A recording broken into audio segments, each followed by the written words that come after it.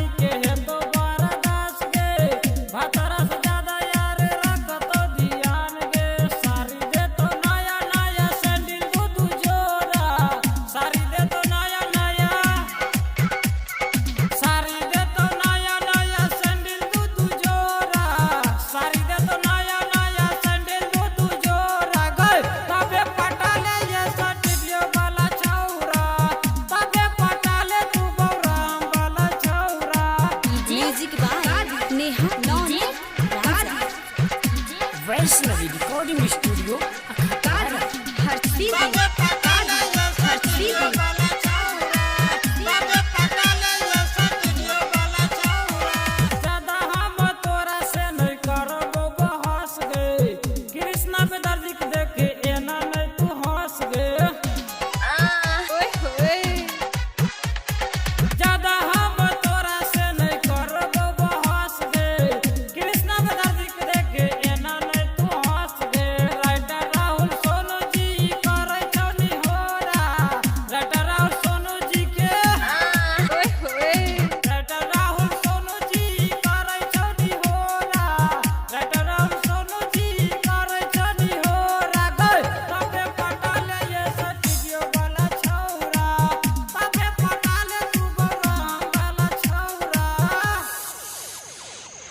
नौ 6 3 1 3 4 0 2 5 4।